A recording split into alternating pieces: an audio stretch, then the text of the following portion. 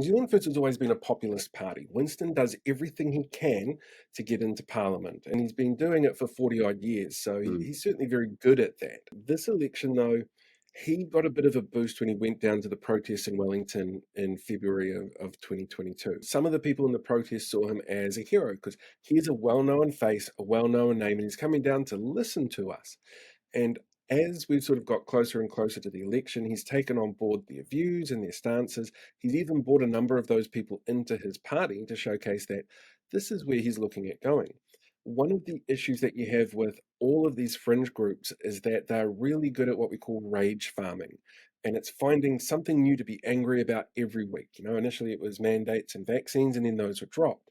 And then suddenly it's cloud seeding or 20-minute cities, or the one that they picked up on for a while there was around gender ideology and RSE. And some of it sticks, some of it doesn't. At the moment, we're seeing a lot of stickiness around gender ideology because we've got court cases, for example, with the Posey Parker stuff that's happening, and that's still in the news.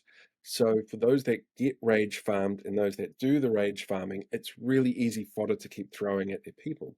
New Zealand First picked up on that because they're dealing with those conspiracy crowds, which means that you get people like Kirsten Murfitt, who's his number 11 on the list. She is our most prolific QAnon supporter in the country. She's on Telegram all the time, putting out a whole bunch of conspiracy theory crap that makes no sense whatsoever.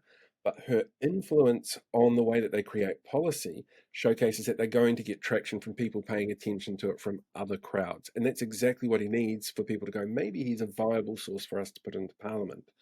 So the policies he's put in place really specifically to talk to that crowd include no funding for sports organizations at all unless they sit down and they come up with a detailed plan on how to deal with transgendered people, ensuring that there are checks in public spaces for people's genders to make sure they're going into the right bathroom. And like, that's extreme. Most people will tell you that's extreme. Nobody wants to have to submit for that. And somebody who's transitioning doesn't want to draw attention to that in the first place.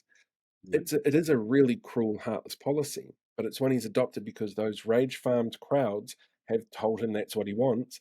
And he's so close to getting into Parliament, it makes sense for him to push that narrative these days.